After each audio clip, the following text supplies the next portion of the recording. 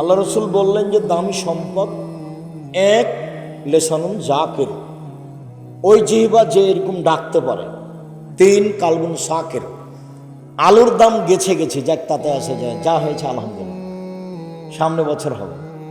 একেবারে হয়রান হয়ে মাথা খারাপ, আর আলুর ব্যবসা করব না, এ করবো না, সে করবো না, বাদ অন্য কিছু করবো, একটা বলা হবে না। ব্যবসা রিস্ক নিয়ে করতে হবে। একবার গেছে শব্দ আরো 10 বার আসবে, এগুলো হয়রানি হওয়া হবে না। আলহামদুলিল্লাহ, কি বলতে শিখতে হবে? আলহামদুলিল্লাহ। আর ওই স্ত্রী দামি সম্পদ যে স্ত্রী স্বামীকে দিনের ব্যাপারে সহযোগিতা করতে পারে, দিনের ব্যাপারে সহযোগিতা করতে পারে। তো তোমাকে দিনের ব্যাপারে কি সহযোগিতা করবে? তুমি তো খালি গরম দেখাও, টাকা দিতে দেরি করেছে, কি সহযোগিতা করবে? তুমি রাত 12টায় গেছো, তোমার হাত পা ধরে বলবে আপনাকে আমি খুব ভালোবাসি, আপনার সাথে একসাথে খাবো, এই জন্য ভাত আমি রেখে দিয়েছি, তরকারি আমি রেখে দিয়েছি, আমি আপনার অপেক্ষায় আছি, আমি আপনাকে আমার জীবনের চেয়ে ভালোবাসি, আপনার পায়ের নিচে আমি নিজেকে মিটিয়ে দিতে চাই, আপনাকে আমি কত ভালোবাসি তা আমি অন্তর খুলে আপনাকে দেখাতে পারবো না। আপনি যা বলবেন সেটা আমি করব যদি পাপ না হয়, যা বলবেন সেটা আমি করব যদি পাপ না হয়। যদি বলেন সারা রাত পা টিপে দিতে হবে, প্রস্তুত আছি। যদি বলেন সারা রাত মাথার পাশে দাঁড়িয়ে থাকতে হবে, প্রস্তুত আছি। যা বলবেন তাই, যদি পাপ না হয়। আমার একটা কথা শোনেন, এশার সালাতের পরে বাড়ি চলে আসবে, এশার নামাজ শেষ বাড়ি চলে আসবে। এটা হলো মহিলা তার স্বামীকে কি করছে? দিনের উপরে সহযোগিতা করছে। দুঃখিত, মিছিলে যায়েন না, অমুকের চরিত্র ফুলের মতো পবিত্র বলিয়েন না, কেননা আপনি তার চরিত্র সম্পর্কে জানেন না। আল্লাহ রসুল বলছেন যে তুমি নেতার এই কথা বলে তুমি আল্লাহকে তোমার উপরে খেপিয়ে দিয়েছো। আসখাত তুমি একবার তোমার প্রতিপালক তোমার উপরে খেপিয়ে দিয়েছো। আমার একটা কথা শোনেন, এভাবে যায়েন না,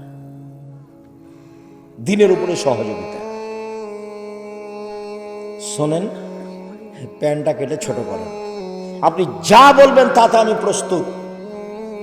যদি বলেন যে আমার শাশুড়ির, আমার মায়ের, আমার শাশুড়ির কাপড় খেঁচে দিতে হবে, প্রস্তুত।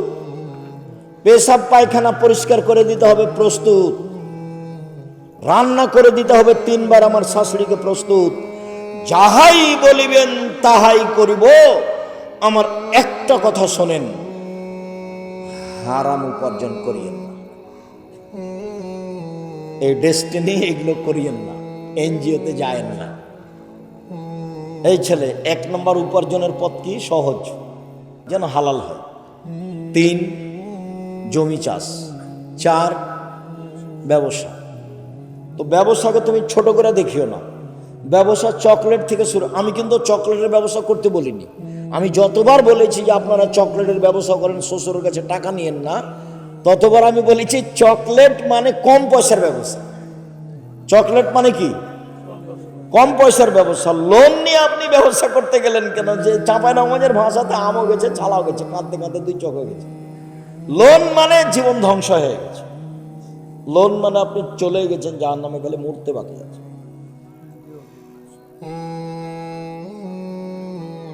আর দেশকে ভালোবাসতে শিখেন। যারা দেশ বিক্রি করে খায় তাদের কাছে, তাদের পিছনে দৌড়ায়েন না, ভুল। নিজের দেশের মুরগি আগুন দিয়ে জ্বালিয়ে অপর থেকে ডিম আনতে হবে, এত বেকুব বোকা দেশ বাংলাদেশ না। বাংলাদেশে যারা বসবাস করে তারা একে ধ্বংস করেছে, তারা একে ধ্বংস করেছে। কলকারখানা সব বন্ধ করে বাইরে থেকে কাপড় নিয়ে আসতে হবে। অবাক কথা। যে হলো জাতীয় শত্রু, যে দিনের শত্রু, যে জানের শত্রু, যে মালের শত্রু, যে অর্থের শত্রু, যে দেশের শত্রু, তাকে শত্রু হিসাবে জায়গা দিও। বন্ধু বললে তোমাকে ছড়ি দিয়ে দিও। আমার মা বলতো 4টা কাজ করো না বেটা, তো করোনা তো লেনদেন তো জানতো না, 4টা কাজ করিস না বেটা। 1, কারোর সাথে বন্ধু তালি করিস না, নাহলে পেটে ছুরি দিয়ে দিবে। একদিন বন্ধু তালি কি হবে? কেটে যাবে, তখন কি করবে? পেটে ছুরি দিয়ে দেবে। 4টার এটা রহস্য বলতেন বাকিগুলোর বলতেন। 2 প্রাইভেট পড়াস না, 3 দোকানে বসিস না, 4 মানুষের বাড়ি দাওয়াত খাস না, বন্ধুতালি চলবে না, প্রাইভেট পড়া চলবে না, দোকানে বসা চলবে না, তারপরে দাওয়াত খাওয়া হবে না। তো ছাত্র জীবনে দাওয়াত খায়নি, ব্যতিক্রম, এখন তো খাওয়াই লাগে। সম্মানিত দিনী ভাই বোন, বলছিলাম যে রাসূল সাল্লাল্লাহু আলাইহি ওয়াসাল্লাম আমাদেরকে যেইভাবে রক্ষা করার চেষ্টা করেছেন দোয়া তাসবিহ দিয়ে, সেভাবে করার চেষ্টা করি। দিনী বোন, আপনাকে একটু কথা বলি, জীবনে 2টা কাজ করবেন না, অভিমান আর প্রতিবাদ। অভিমান করে পূর্ণ না করলে সারাদিন সারা রাত শয়তান কে করবে? ওকে খেপিয়ে তুলবে। একবারে মেয়েটার আর ঘুমাইতে পারবে না, আপনার স্ত্রী আর ঘুমাইতে পারবে না, খালি শয়তানকে সারা রাত সাজাবে। কি বলবি সকালে, কি বলবি সকালে, কি বলবি সকালে? বল উঠে যে তোর সংসার করবো না, গেলাম, তুই আমাকে তালাক দিয়ে দে, তোর সংসারই করবো না। তো সে ঠিক আছে, তোকে তালাক দিয়ে দিস, এক্ষুনি তালাক দিয়ে দে, এক্ষুনি তালাক দিয়ে দে, যাক 1 তালাক 2 তালাক 3 তালাক 100 তালাক দিলাম, যাক। যেমন তালাক দেওয়া শেষ হয়েছে তেমন শয়তান নেই। এখন ফিরি, ব্যাপারটা কি? 3টে ছেলে, যে কয়টা ছেলে মেয়ে আছে? 3টে। শয়তান চলে গেছে। এটা আপনি বুঝতে পারবেন যারা তালাক দিচ্ছে তাদেরকে দেখেন বলে। এতই বেকায়দা, বড় ধরনের বেকায়দা। ও যদি মামলা করে তাহলে কোর্ট তার পক্ষে, ওর ভাইয়েরা তার দিকে, কেউ এখন বুদ্ধি দিয়ে কাজ করবে না। ওর দুলা ভাইয়েরা আরো খারাপ আপনার বিরুদ্ধে, সবাই ওকে কি করবে? সাজিয়ে কোর্টে পাঠাবে, বিপদ আসবে। আমার দিনী বোনেরা 2 প্রতিবাদ করবে না, প্রতিবাদ করলেই সংসার ভেঙে যাবে। সম্মানিত দিনী বোন, 4টা কাজ করবেন, জান্নাতের সব দরজা খোলা। 1 5 ওয়াক্ত সালাত, 2 রমজান মাসের সেম রোজা, 3 স্বামীকে মেনে চলা, 4 জেনায় লিপ্ত না হওয়া। যদি জেনা হয়ে গিয়ে থাকে, আজ থেকে তোবা করেন, কয়েকটা জিনিস পেয়ে যাবেন। 1 পৃথিবীর যে কোনো বিপদ থেকে বেঁচে যাবেন জেনা বন্ধ করতে পারবেন। 2 বিচার মাঠে বিশেষ ছায়াতলে থাকা যাবে জেনা বন্ধ করতে পারলে। 3 জান্নাতুল মাওয়া পাওয়া যাবে। অনাহান নাফসানিল হাওয়া ফাইনাল জান্নাতু হিয়াল মাওয়া। যে নিজেকে অন্যায় থেকে ঠেকাতে পারলো, আমি আল্লাহ তাকে জান্নাতুল মাওয়া দিয়ে দিলাম। আপনি আমার দিনী বোন 4টা কাজ করেন। 1 5 ওয়াক্ত সালাত, 2 রমজান মাসের সিয়াম, 3 স্বামীকে মেনে চলা, তিতা লাগলেও মিঠা লাগলেও, 4 জেনায় লিপ্ত না হওয়া। জেনা যদি হয়ে গিয়ে থাকে, শক্ত হাতে দাঁড়িয়ে যান, আর জিন্দেগি দেখুন ধারে পাশে আসবো না ইনশাআল্লাহ। আল্লাহ তুমি সাহায্য করো, তাহলে তুমি কয়েকটা সুবিধা ভোগ করতে পারবা। 1 যে কোনো বিপদ থেকে বেঁচে যাবা। 2 বিচার মাঠে বিশেষ ছায়াতলে থাকা হবে। 3 জান্নাতুল মাওয়া পাওয়া যাবে। দিনী বোন শোনেন, রাসূল সাল্লাল্লাহু আলাইহি ওয়াসাল্লাম বলছেন যে কেউ যদি 2টা মেয়ের লালন পালন করে, 2টা মেয়ে, তাহলে সেই বাপ আর আমি জান্নাতে থাকবো একসাথে। 10টা ছেলে মেয়ে লালন পালন করলে, ছেলে লালন পালন করলে এই সুযোগ হবে না। মেয়েদের মান মর্যাদাই ভিন্ন। রাসূল সাল্লাল্লাহু আলাইহি ওয়াসাল্লাম বললেন যে নবী জান্নাতে যাবে, সিদ্দিক জান্নাতে যাবে, শহীদ জান্নাতে যাবে। ওই মহিলারা জান্নাতে যাবে যেই মহিলারা আল আদুদ, স্বামীর সাথে ভালোবাসা প্রেম বিনিময়ে সবচেয়ে আগে। 2 আল অদুদ, বেশি বেশি সন্তান দিতে পারে। 3 স্বামী কোনো কারণে রাগ করলে হাত ধরে বলে, যতক্ষণ পর্যন্ত আপনি খুশি না হবেন ততক্ষণ পর্যন্ত আমি কোনো কিছু খাবো না। সম্মানিত দিনী বোন, কিছু করার নেই, আল্লাহ রসুল এভাবেই বলেছে।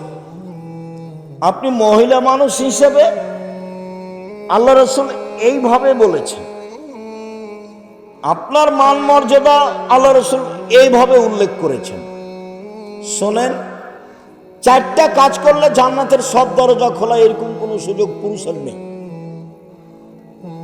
সিরিয়ালে আপনি আছেন জান্নাতি, 1 নবী, 2 শহীদ, 3 সিদ্দিক, 4 মহিলা। তো আমরা পড়লাম এর মধ্যে।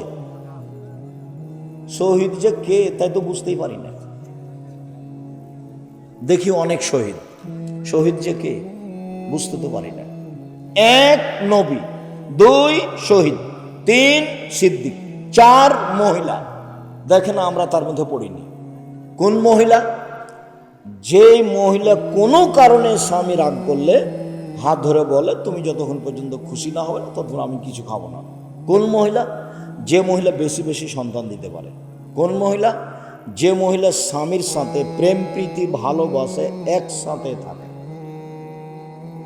এটা আল্লাহ রসুল এভাবেই বলেছেন। আপনার কষ্ট নেওয়ার কিছু নেই, মন খারাপ করে কিছু করে লাভ নেই। আমি আপনার কাছাকাছি আছি একটু। রাসূল সাল্লাল্লাহু আলাইহি সাল্লাম বললেন, শোনো পৃথিবীর মানুষ, সবচেয়ে ভালো নারী খায়রুন নিসা, সবচেয়ে ভালো নারী 4টা গুণ আছে যার। 1, স্বামীর সাথে প্রেম বিনিময়ে ভালোবাসায় মুখ মিঠা করে কথা বলাতে আছে। 2, বেশি বেশি সন্তান দিতে পারে। 3, স্বামীকে সময়ে সান্ত্বনা দিতে পারে। 4, স্বামীর ব্যথা নিজে বুঝে, স্বামীর সমস্যা নিজে বুঝে।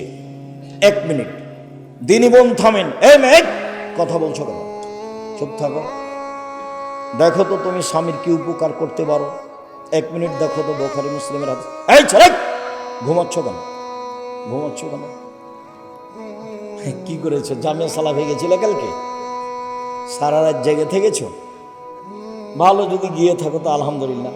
আমিও তো জেগে থেকেছি। আমি আবার ক্লাস নিয়েছি 6 পিরিয়ড। আমি গাড়ি থেকে নেমে ক্লাসে ঢুকি, 6-7 পিরিয়ড পড়াই, আবার পড়িয়ে গাড়িতে উঠি, চলে যাই চট্টগ্রাম, সিলেট, আবার আসি। 90 সাল থেকে এভাবে আছে, আল্লাহ রহম করে। সম্মানিত দিনী ভাই বোন, বোন আপনি শোনেন, আপনাকে বলছি শোনেন। 1 মিনিট দেখাই। আল্লাহর নবী এসে বলছেন, খাদিজা শোনো, খাদিজা শোনো, খাসিদালা নাফসি, আমি মনে হয় মরে যাব। খাদিজা, আমি মনে হয় মরে যাব, কম্বল দিয়ে আমাকে জড়িয়ে ধরো, কম্বল দিয়ে জড়িয়ে ধরো। তখন খাদিজা বলছেন, কাল্লা, প্রথম কথা কাল্লা, কখনো নয়, অসম্ভব, এটা হতে পারে না। কখনো নয়, অসম্ভব, এটা হতে পারে না। কেন? আল্লাহে, আল্লাহর কসম, আল্লাহে, আল্লাহর কসম, আল্লাহে, আল্লাহর কসম, লাইফজিক আল্লাহ, আল্লাহ আপনাকে অপমান করবেন না, আল্লাহ আপনাকে অপমান করবেন না। কেন? 1, তাসেলুর রাহেমা, আত্মীয়র সাথে সদাচরণ করেন আপনি। 2, তাহমালুল কাল্লা, অসহায় মানুষের বোঝা বহন করেন আপনি। 3, তাকসেবুল মাদুমা, যার কোনো পথঘাট নাই তাকে আপনি পথঘাট দেখিয়ে দেন। 4, তাকরিজ জাইফা, মেহমানকে খেতে দেন আপনি।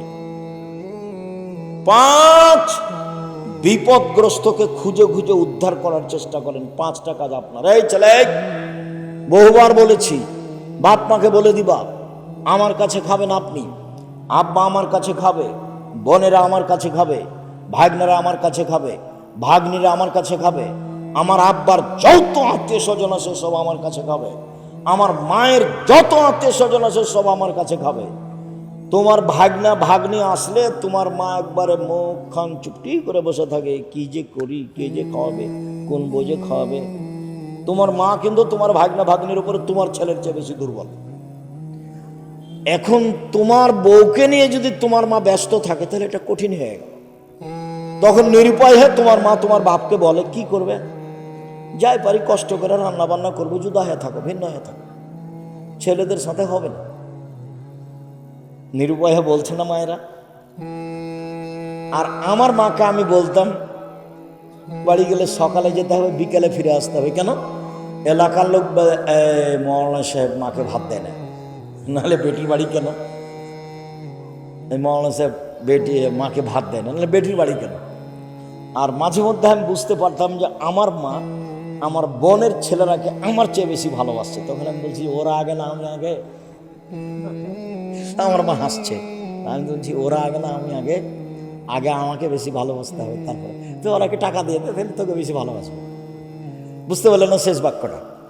ওরা যেটা চাচ্ছে সেটা দিয়ে দে, তাহলে বেশি ভালোবাসবে। বুঝেছো কি? আমার ভাগনা ভাগ্নি যেটা চাচ্ছে আমার কাছে সেটা কি করতে হবে? দিয়ে দিতে হবে। জমি জায়গা টাকা পয়সা যা চাচ্ছে দিয়ে দিতে হবে। এবার তাহলে আমার মায়ের ভালোবাসা ওর নাতি নাতির চেয়ে কি হবে? বাড়বে। এখন কমে আছে। তো মাঝে মধ্যে আমার মায়ের সাথে এভাবে কথা হতো। আমার মা বিশ্বাস করত যে আমি যা বলবো সেটা আমার ছেলে করবে। আমার মায়ের আমার উপরে খুব অগাধ বিশ্বাস ছিল, দুর্বল ধারণা ছিল না কোনো সময়। তো একটু টাকা পয়সা দিতে দেরি করলে তখন আমাকে বলতো, একটু ভারী ভাব দেখাতে, কি ব্যাপার আমি আগে না ওরা আগে, ওকে অত ভালোবাসেন কেন? ওদের টাকা দিয়ে দে, তাহলে তোকে ভালোবাসবে বেশি। কতদিনের যে কথা আছে। আর কোনোদিন বাপ মায়ের সাথে একটু উঁচু নিচু করে কথা বলবেন না। আমার বাপ খালি বলেছিল, বেটা এই পাঞ্জাবিটা ভারী লাগে। তো আমি উত্তরে বলেছিলাম, বাপু পাঞ্জাবি কি ভারী হয়? আমি পরের দিন একটা চিকন হালকা কাপড়ের পাঞ্জাবি করে দিতে পারতাম, কিন্তু পাঞ্জাবি যে ভারী হয় এটা আমার কাছে ধরা পড়েনি। আমার আব্বার এই কথাটা আমার পূর্ণ হয়নি। আমার একটা কথা আমার হায়াত পর্যন্ত আমি ঢাকতে পারবো না। দুনিয়াতে ঢাকার কোনো পথ নেই আমার কাছে। আমার আব্বা কি বলেছিলেন, বেটা এই পাঞ্জাবিটা কি লাগছে? ভারী লাগছে। তা আমি উত্তরে বলেছিলাম, বাপু পাঞ্জাবি কি ভারী হয়? মানে পাঞ্জাবি ভারী হয় এটা আমার বুঝের বাহিরে। আমি তো এখন বুঝি যে পাঞ্জাবি ভারী লাগছে। আমাকে আব্দুল সামাদ সালাফি বলছেন, আল্লাহ মাগফিরাল্লাহু রহমান, আব্দুর রাজ্জাক শীতের দিন এভাবে চলিও না, একটা গেঞ্জি আছে আর একটা পাঞ্জাবি আছে, আর যে তুমি কোনো কাপড় পরো না, এভাবে চলতে পারবা না, এভাবে বাঁচবা না, এভাবে আমাকে বলছেন আব্দুল সামাদ সালাফি। আর দুরুল হুদা আইয়ুবী নাম শুনেছেন কিনা আপনারা? বলছে জি। তো দুরুল হুদা আইয়ুবী আমাকে বলছেন এভাবে, বেটা তুই দেখি বক্তব্যের আগেও কথা বলিস বেটা, পরেও কথা বলিস, মরবি বেটা মরবি, চুপ থাক চুপ থাক, আগেও ফল খাবি পরেও ফল খাবি বেটা। 65 বছর থেকে বক্তব্য দিচ্ছি। কত বছর থেকে? 65 বছর থেকে। কথা কম বলিস। মানে দেখে যে আমি সবসময়, মানুষ আমার সাথে থাকাই লেগে, তো মানুষ কথা বলে, তো আমি আর কি করি, মানুষের সাথে বলতেই থাকি। তো উনি যখন ঢুকলেন তখনও দেখছি কথা বলছি, বের হচ্ছেন তখনও দেখছেন কথা বলছি, যার কারণে এভাবে বলছি, কথা কম বলিস বেটা, চুপ থাকিস, মরবি রে বেটা মরবি, এভাবে চলে, এভাবে বলছেন আমাকে। আর ফল খাবি ফল, আগেও খাবি পরেও খাবি, ফল খাবি, এই কথাটা বলছেন আমাকে। মনে হচ্ছে কালকের কথা, দুরুল হুদা আইয়ুবীর কথা। সম্মানিত দ্বীনী বোন, আমি আপনার কাছে আজকের মতো অনুরোধ জানিয়ে শেষে চলে আসছি। এক, স্বামীর সাথে প্রেম প্রীতি ভালোবাসা আগে থাকতে হবে। 2, বেশি বেশি সন্তান দিতে হবে। 3, স্বামীকে সান্ত্বনা দিতে হবে। সান্ত্বনা, খাদিজা বললেন কখনো নহে, অসম্ভব, এটা হতে পারে না, আপনার কোনো দুর্ঘটনা হবে না, আপনি এই করেন। আর আপনার কথা বলি, আপনার স্বামী যদি এসে বলে এই খুব বড় বিপদ হয়ে গেছে, কি করা যায় কি করা যায়, তাহলে আপনি বলবেন কেন গেলে কেন গেলে কেন গেলে, তোমাকে তো নিষেধ করলাম যায় না, তোমাকে তো নিষেধ করলাম যায় না, তুমি কেন গেলে, তোমার স্বভাবই খারাপ, ঠিকই হয়েছে, তুমি কেন গেলে।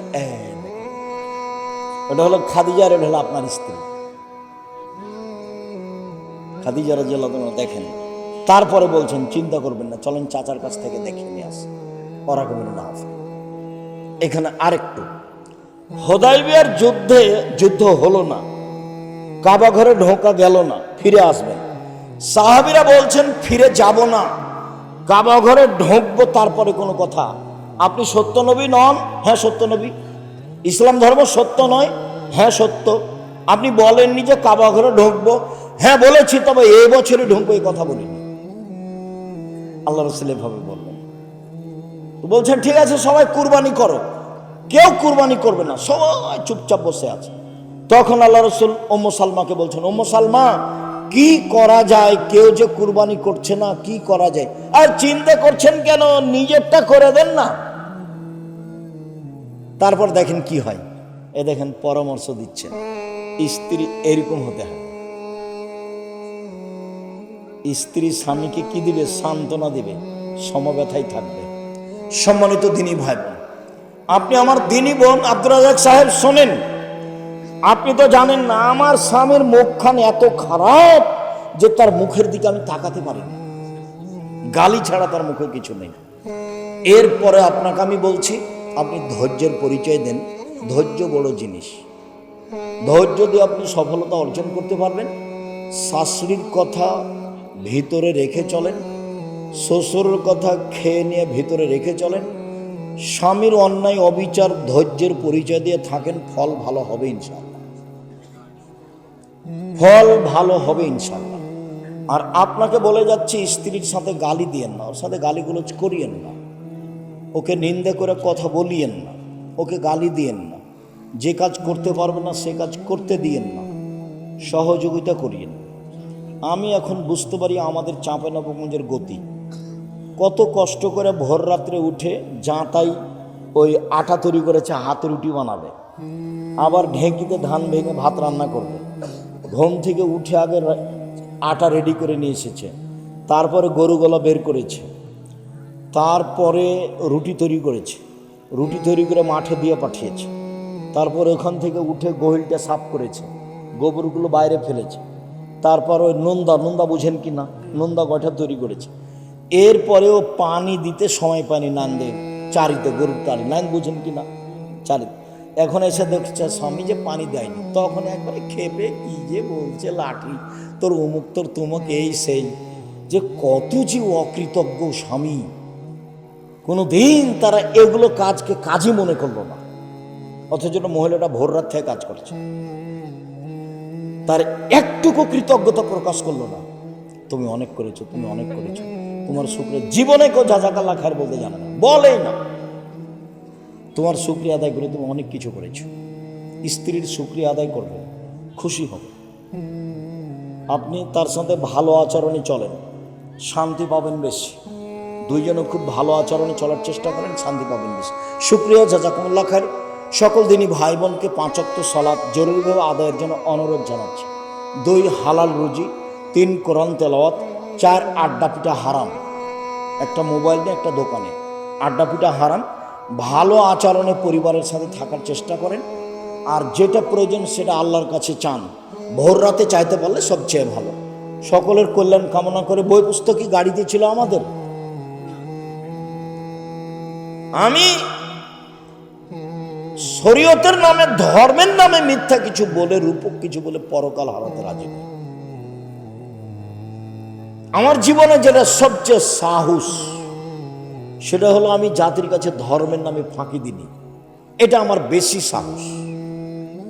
প্রতিষ্ঠান চালাতে গিয়ে 10 পয়সার ক্ষতি করিনি, এটা আমার সাহস। তবু আমি মাঝে মধ্যে বলি, যদি কোথাও 19-20 হয়ে গিয়ে থাকে, আমি বেতন নিই না। প্রতিষ্ঠানে পড়ায় আমি বেতন নিই না, আমি প্রতিষ্ঠান জিম্মি নই। তো যেহেতু লক্ষ লক্ষ কোটি টাকার ব্যাপার, প্রতি মাসে 40 লাখ টাকা বেতন লাগে। কত লাখ টাকা? 40 লাখ। তাতে এটা দারুসা নাকি? দারুসার লোকও আছে, কত টাকা যে দেয় তা আমি বলতে পারছি না। এখন যদি দারুসার লোক বলে আপনারা এই হিসাবে 1 পয়সা দিন না, তা আমার কিছু করার নেই। তবে চলছে জামিয়া সালাফে 5000 প্রায় ছেলে মেয়ে, 300 জন শিক্ষক শিক্ষিকা। রাজশাহীতে যেটা সেটা হলো প্রায় 50 বিঘা জমির উপরে, রূপগঞ্জে যেটা সেটা প্রায় 100 বিঘা জমির উপরে, দিনাজপুরে যেটা সেটা প্রায় 20 বিঘা জমির উপরে, ময়মনসিংহে যেটা জমি রেডি প্রায় 10-12 বিঘা। কুষ্টিয়ায় যেটা জমি রেডি প্রায় 10-15 বিঘা, ঝিনাইদহ যেটা রেডি প্রায় 5 বিঘা, ফেনীতে যেটা রেডি প্রায় 10-12 বিঘা, চট্টগ্রামে যেটা রেডি সেটা 10-12 বিঘা, চট্টগ্রাম শহরে যেটা সেটা একটু কম, একটা 10 শতক আর একটা মনে হয় 30 শতক, একবারে শহরে, হালি শহরে, আনন্দবাজার হালি শহর চট্টগ্রাম। আলহামদুলিল্লাহ। সম্মানিত দিনী ভাই বোন, তো সবচেয়ে বেশি শক্ত কোথায় আমি আছি? আমার দৃঢ়তা কাজ করে, দিন ধর্মের কথা বলি, এতে আমার কোনো সন্দেহ কাজ করে না, কোনো সন্দেহ নেই। সম্মানিত দিনী ভাই বোন, আয়েশা রাদিয়াল্লাহু তাআলা আনহা বলেন, কানান নবী সাল্লাল্লাহু আলাইহি ওয়াসাল্লাম ইকসিরু ফির রুকুই ওয়াস সুজুদে সুবহানাল্লাহি ওয়া বিহামদিহি সুবহানাকা আল্লাহুম্মা রাব্বানা ওয়া বিহামদিকা আল্লাহুম্মা ইগফিরলি। আল্লাহর নবী রুকু এবং সিজদায় বেশি বেশি বলতেন সুবহানাকা আল্লাহুম্মা রাব্বানা ওয়া বিহামদিকা আল্লাহুম্মা ইগফিরলি। হে আল্লাহ, তোমার প্রশংসা সহকারে তোমার পবিত্রতা বর্ণনা করছি, আমাকে ক্ষমা করো। মুখস্থ না থাকলে মুখস্থ করে নিতে হবে। তোমাদের সময় দিলাম একদিন 24 ঘন্টা, আর মুরব্বীদের সময় দিলাম 7 দিন, মুখস্থ করতেই হবে ইনশাআল্লাহ। সব বইয়ে পাবেন, মহতারাম আমিরে জামাত ডক্টর আসাদুল্লাহ গালেবের বইয়ে পাবেন। আমরা যে ভাঙাচোরা ছেঁচড়া মেচড়া বই লিখেছি, রাসূল সাল্লাল্লাহু আলাইহি ওয়াসাল্লামের সালাত বনাম প্রচলিত সালাত, এত আছে আলহামদুলিল্লাহ। আমি মানুষ হিসেবে চেষ্টা করেছি নিজের কোনো কথা এখানে না পেশ করা, গোটা বইয়ের শুরু থেকে শেষ পর্যন্ত। সুবহানাকা আল্লাহুম্মা রাব্বানা ওয়া বিহামদিকা আল্লাহুম্মা ইগফিরলি বলা তো অভ্যাসই হতে হবে। দুয়ার মধ্যে এটা সবচেয়ে বেশি গুরুত্ব রাখে। 2, আয়েশা রাদিয়াল্লাহু তাআলা আনহা বলেন, কানান নবী সাল্লাল্লাহু আলাইহি ওয়াসাল্লাম ইয়াকুলু ফি রুকুইহি ওয়া সুজুদিহি সুবহান কুদ্দুসুন রাব্বুল মালাইকাতির রূহ। সুবহান কুদ্দুসুন, তিনি পবিত্র, কুদ্দুসুন, তিনি অতীব পবিত্র, রব্বুল মালাইকাতে, তিনি সব ফেরেশতার প্রতিপালক, ও রূহ, জিবরাইলের প্রতিপালক। ইনি পার্সোনাল ফেরেশতা, দামি, খুব সম্মানী। চটকার আর একটা কথা মনে পড়লে একটু বলি, আপনাদের উপকারে আসবে। সেটা হলো এই যে আমাদের নবীকে জিবরাইল আলাইহিস সালাম নিয়ে যাচ্ছেন আল্লাহর কাছে মেরাজ। তো এখন প্রথম আকাশে গিয়ে দেখেন দরজা বন্ধ। তো জিবরাইল বলছেন দরজা খুলেন। তো পাহারাদার বলছে কে? বললাম জিবরাইল। আপনার সাথে কে? মুহাম্মদ। আপনাকে পাঠানো হয়েছিল? জি, পাঠানো হয়েছে। যে সাধারণ পাহারাদার এত বড় কথা বলছে মানে ঠেকিয়ে রেখেছে, ঢুকতে দিচ্ছেন না। পাহারাদারের ক্ষমতা, পাহারাদার ঘুমাতে পাবে না এবং প্রধানমন্ত্রীকে ঢুকতে দেবে না, মালিককে ঢুকতে দেবে না চিনতে না পারলে। বুঝাতে পারেনি কথা। ফ্যাক্টরির মালিককে ঢুকতে দিবে না চিনতে না পারলে, এটা উচিত, চাকরি থাক আর না থাক। কোন ব্যক্তিকে না চিনে ঢুকতে দিবে না। এ দেখেন সাধারণ ফেরেশতা ঠেকিয়ে রেখেছে কাকে? ফেরেশতা জগতের সবচেয়ে দামি ফেরেশতাকে, জিবরাইলকে। মানুষের জগতের সবচেয়ে দামি মানুষকে কাকে? মুহাম্মদ সাল্লাল্লাহু আলাইহি ওয়াসাল্লাম। কত জেরা, আপনি কে? জিবরাইল। আপনার সাথে কে? মুহাম্মদ সাল্লাল্লাহু আলাইহি ওয়াসাল্লাম। পাঠানো হয়েছিল? জি, পাঠানো হয়েছিল। কত জেরা। পাহারাদার পুরো স্পষ্ট হবে নিজের কাছে যে ইনি কে, তারপরে দরজা খুলবেন। তন্দ্রা গেলে পাহারাদারি চলবে না, ঘুমালে পাহারাদারি চলবে না, যে আসলো তার জন্য খুলে দিলে পাহারাদারি চলবে না। সম্মানিত দিনী ভাই বোন, আবু হুরায়রা রাদিয়াল্লাহু তাআলা আনহু বলেন, রাসূল সাল্লাল্লাহু আলাইহি সাল্লাম বলেছেন, ইজা কালাল ইমামু সামিয়াল্লাহু লিমান হামিদা। ইমাম যখন বলবে সামিয়াল্লাহু লিমান হামিদা, আল্লাহ ওই লোকের প্রশংসা শুনলো যে তার প্রশংসা করলো, এইটুকু যখন ইমাম বলবে তখন তোমরা বলো রব্বানা লাকাল হামদ, এই পর্যন্তই। রব্বানা লাকাল হামদ, হে আমাদের প্রতিপালক তোমার প্রশংসা। এখন আল্লাহ রাসূল বলছেন মান ওয়াফাকা কওলুহু কওলাল মালায়েকাতু গফিরা লাহু মা তাকাদ্দামা মিন যামবিহি। রব্বানা লাকাল হামদ বলতে ভুল করবেন না। ওই সময়তে ফেরেশতারাও বলেন রব্বানা লাকাল হামদ। ইমাম যখন বলেন সামি আল্লাহু লিমান হামিদা, তখন মুক্তাদি বলবে রব্বানা লাকাল হামদ, এবং কে বলবে? আরো ফেরেশতা। ফেরেশতাও বলেন রব্বানা লাকাল হামদ। তো আপনার এই দোয়া আর ফেরেশতার দোয়া যদি একসাথে মিলে যায়, তাহলে আপনার অতীতের সব পাপ ক্ষমা হয়ে গেছে। বুখারী মুসলিম, মিস করবেন না। রব্বানা লাকাল হামদ। তারপরে আমরা যে বলি হামদান কাসিরান তাইয়িবান মুবারাকান ফি, সেটুকু কি? সেটুকু আরেকটা বলি। রাফি ইবনে খাদিজ বলছেন যে কুন্না নুসাল্লি ওয়ারান নবী সাল্লাল্লাহু আলাইহি ওয়াসাল্লাম, একদা আমরা রাসূলের পিছনে সালাত আদায় করছিলাম। হঠাৎ একটা লোক, যখন আল্লাহ রাসূল বলেন সামি আল্লাহু লিমান হামিদা, তো একটা লোক বলল রব্বানা লাকাল হামদ হামদান কাসিরান তাইয়িবান মুবারাকান ফি। ফালামা ইনসারাফা, আল্লাহ রাসূল সালাত শেষ করে বলছেন মালিল মুতাকাল্লিম, এই কে পরের শব্দগুলি বলল? কে বলল? একজন বলছেন আনা, আমি বলব। তখন আল্লাহ রাসূল বলছেন শোনো শোনো শোনো শোনো শোনো, বিজাতো সালাসিনা মালায়েকা ইয়াবতাদিরুনা হাইয়ুহুম ইয়াকতুবুনা, তোমার এই দুয়ার নেকিগুলি 39 জন ফেরেশতা লেখার জন্য তাড়াহুড়া লাগিয়ে দিয়েছে। 30-এর অধিক 39 পর্যন্ত 39 জন ফেরেশতা তাড়াহুড়া লাগিয়ে দিয়েছে এটা লেখার জন্য। শুনুন, রব্বানা লাকাল হামদ হামদান কাসিরান তাইয়িবান মুবারাকান ফি বলা যায়, তবে জোরে বলতে হবে। তো ইনি যে জোরে বলেছেন, এটা ছিল ব্যতিক্রম ঘটনা। সাহাবী এভাবে কেউ বলেননি, আগেও বলতেন না, পরেও বলেননি। কোনো দিন কোনো সাহাবী জোরে বলতেন না। সালাতের মধ্যে একটাই জায়গা জোরে, সেটা বলেন তো কোন জায়গা? আমিন। আর কোনো জায়গা জোরে নেই। তা আমরা দুই সিজদার মাঝের দোয়া জোরে বলি কেন? সামি আল্লাহু লিমান হামিদার দোয়া জোরে বলি কেন? আয়াতের জব জোরে দিই কেন? এক সময়ে ভারত, বাংলাদেশ, পাকিস্তানের নেতারা ছিল খ্রিস্টান, ইংরেজ, ওই ব্রিটিশ। তোরা বলেছিল যে মুসলমানদেরকে মুসলিম পার্সোনাল ল হিসাবে সবাইকে দিতে হবে কে কোন মাযহাব মানে। ওরা জানতো যে এরা মাযহাব মানে, 4 মাযহাবের বাকি যারা আছে তাদেরকে ওরা হত্যা করবে, তারা হলো তাদের বিরোধী। তখন আহলে হাদিসেরা কার কাছে আশ্রয় নিয়েছিল? ইমাম শাফি।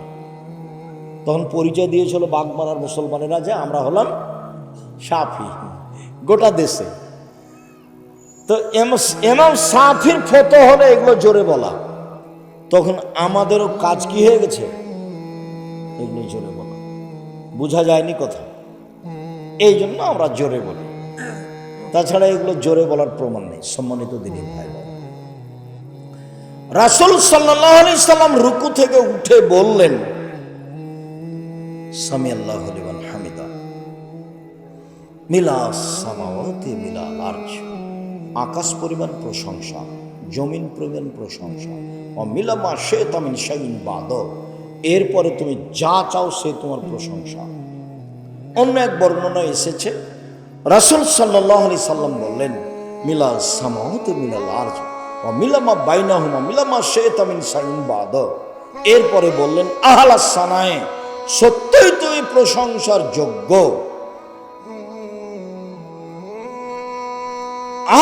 মা কালাল আব্দ, বান্দা যেটা বলেছে সেটা ঠিক বলেছে। অকুলুন লাকা আব্দুন, সবাই তোমার আমরা দাস। তারপর বলতেন আল্লাহুম্মা লা মানিয়া লিমা আতাইতা, তুমি যাকে যা দিবে তাকে কেউ ঠেকাতে পারবে না। তুমি দিলে কেউ ঠেকাতে পারে না, তুমি যদি না দাও কেউ দিতে পারে না। ওয়ালা ইয়ানফাউ জাল জাদ মিনকাল জাদ, কোন বিত্তশালীর টাকা পয়সা তোমার সামনে কোনো কাজে আসবে না। কোন বিত্তশালীর টাকা পয়সা তোমার সামনে কোনো কাজে আসবে না। তাহলে এবার কি বলতে পারি? সামি আল্লাহু লিমান হামিদা রব্বানা লাকাল হামদ হামদান কাসিরান তাইয়িবান মুবারাকান ফি মিলাস সামাওয়াতি মিলাল আরশ ওয়া মিলামা বাইনাহুমা মিলামা শাইতা মিন শাইইন বা'দ আহলাস সানাই ওয়াল মাসদ আহক মাকাল আব্দ ওয়া কুল্লুনা লাকা আবদুন আল্লাহুম্মা লা মানিয়া লিমা আতাইতা ওয়া লা মুতিয়া লিমা মানাতা ওয়া লা ইয়ানফাউ যাল জাদ্দু মিনকাল জাদ্দ। তাহলে তো এখন লম্বা সময় দাঁড়িয়ে থাকাই লাগছে। এতক্ষণ যদি ইমাম দাঁড়িয়ে থাকে তাহলে পিছের লোক কি বলবে? এখন মনে ভুলে গেছে, সিজদে মনে আর যাবে না, ভুলে গেছে। সম্মানিত দিনী ভাই বোন, আমি আলোচনা লম্বা না করে আপনাদের সাথে আমার আরো একটু জরুরি কথা দু একটা আছে। সম্মানিত দিনী বোন, মহিলাদের ব্যাপারে বললে মহিলারা খুশি না আমরা খুশি? আপনারা আমার দিনী বোন আব্দুল রাজ্জাক সাহেব এসেছেন, কথা বলছেন নাকি? কথা বলিয়েন না, একটু ধৈর্য ধারণ করে থাকেন, কথা বলিয়েন না। আপনাকে আমি আসলে কি বলতে পারি, আমার একটা পরামর্শ নেন আগে, একটা পরামর্শ। সেটা হলে স্বামীর সংসারে দুটা কাজ করিয়েন না। এক, অভিমান করবেন না। দুই, প্রতিবাদ করবেন না। সংসার করা যাক আর না যাক, যদি আপনি বুঝেন যে সংসার করা যাবে না, তো আপনি খোলা তালাক করে সংসার ছেড়ে দিতে পারেন, কোনো সমস্যা নেই। কাজীর কাছে গিয়ে খোলা তালাক করতে পারেন, চেয়ারম্যান মেম্বার কাছে গিয়ে খোলা তালাক করতে পারেন। তবে যেহেতু সংসারে এসেছেন, দুইটা জিনিস ছেড়ে সংসার করেন, শয়তান সুযোগ পাবে না। এক, অভিমান। অভিমান কি? ওই তো লওয়ার আগে চলে এতে স্বপ্নপুরী, তুমি তো একদিন আমাকে স্বপ্নপুরী দেখতে নিয়ে গেলে না। সবাই খালি স্বপ্নপুরীর কথা বলে। তারপর প্রতিবেশী ধনী মানুষ বউকে নিয়ে কক্সবাজার গেছে, তুমি তখন ব্যবসা বাণিজ্য করো, টাকা পয়সা হয়েছে, তুমি একদিন আমাকে কক্সবাজারে ফিরিয়ে নিয়ে আসো, এর নাম অভিমান। এই ঈদে একটা তুমি আমাকে দামি শাড়ি দিবা, এর নাম অভিমান। একটা থেকে যদি দুইটা অভিমান করেন, আর যদি স্বামী পূর্ণ না করতে পারে কোনো কারণে, তা আপনাকে শয়তান খালি সারাদিন বলবে, হলো দেখলি তোর স্বামী তোর কোনো কথা মানে না, দেখলি কোনোদিন মানেনি, একদিনও মানে না, কি করবি এখন কর, যেটা পারিস। সকালে উঠে বল তো সংসারই করবো না, তুই আমাকে তালাক দিয়ে দে। এটা শিখালছে কে? শয়তান। আল্লাহ বলছেন যে এত তার পাওয়ার, এত তার ক্ষমতা, আর সে একদিন দুই দিন নয়, 1 মিনিট। শয়তানের ইতিহাসে গেলাম, 1 মিনিট, হাদিস, সহিহ হাদিস। আল্লাহ বলেন, এ শয়তান সরে যা, তোকে বললাম যে আদমকে সিজদা কর, তুই করলি না। তো বলছে আমি কেন করব? আমি আগুনের তৈরি, ও হলো মাটির তৈরি, আমি তাকে সিজদা করতে পারি না। বলে তুই সর এখান থেকে, তুই চলে যা। তো ইবলিস বলছে ঠিক আছে, আমি চলে যেতে রাজি, আমার একটা কথা শুনতে হবে। কি কথা? আমাকে কিয়ামত পর্যন্ত বেঁচে থাকার সুযোগ দিতে হবে, এটা হলো দাবি। তা আল্লাহ বললেন না যে তোকে দিব না, এই কথা বললেন না। তা আল্লাহ বললেন আচ্ছা ঠিক আছে, এলা ওয়াক্তি মালুম, একটা সময় পর্যন্ত দিলাম। দেওয়ার সময়তে আল্লাহ কিয়ামত পর্যন্ত বললেন না, বললেন যে এলা ওয়াক্তি মালুম, একটা সময় পর্যন্ত দিলাম। যেমন সুযোগ পেয়েছে তেমন বলছে। দেখেন বলার ঢং কেমন, রব্বি, হে আমার প্রতিপালক। কে বলছে বলেন তো? শয়তান। রব্বি, হে আমার প্রতিপালক, ওয়া ইজ্জাতেকা, তোমার সম্মানের কসম, লাউবিয়াল ইনসানা মাদামা তারুম ফি আসাদিহিম, আদমের ছেলে মেয়েকে আমি ভুল পথে নিয়ে যাব, পাপ করাবো করাবো করাবো, ওর দেহে যতদিন শ্বাস আছে আমি তাকে পাপ করিয়ে ছাড়বো। আমি একাই জাহান্নামে যাব, ওকে আমি জাহান্নামে নিয়ে যাব, ও কেমনে জান্নাতে যায় তা দেখে ছেড়ে দেব। পৃথিবীতে সবচেয়ে রিক্সে আছে কে বলেন তো? ইবলিস। সবচেয়ে রিক্সে, 24 ঘন্টা আছে রিক্সের উপরে আছে। যে কোনো মূল্যে আপনাকে আর আমাকে কোথায় নিয়ে যাবে? জাহান্নামে নিয়ে যাবে। আপনি তো কিছুক্ষণ ঘুমাই, আরাম করি, বুঝতে পারি না, ইবাদত করি, ভুলে থাকি, কিন্তু শয়তানের এরকম সুযোগ নেই। শয়তান সবসময় রবে। ওর উপর তো পৃথিবীতে রিক্সের উপরে বিপদে কেউ নেই। ও বলছে ওর দেহে, আদমের দেহে যতক্ষণ শ্বাস আছে আমি তাকে পাপী করবই। এই ছেলে, তোমাকে বলেছি বহুদিন, আবার বলি, তোমার বড় মোবাইলটাতে ল্যাংটা মেয়ে আছে, তুমি রাত 2টার দিকে এভাবে রেখেছো, 2 মিনিট পরে আবার হাত দিয়েছো। তোমার বান্ধবীর সাথে তুমি কথা বললে, 1 ঘন্টা বলেছো, দিয়ে মোবাইলটা বন্ধ করে রেখেছো, 30 সেকেন্ড পরে আবার কথা বলছো। এগুলো কে করাচ্ছে বলো তো দেখি? শয়তান। কোরআন মাজিদে হাজারো জায়গাতে এসেছে, সব খারাপ কাজকেও ভালো করে দেখায়। খারাপ কাজকে কি করে দেখায়? ভালো করে দেখায়।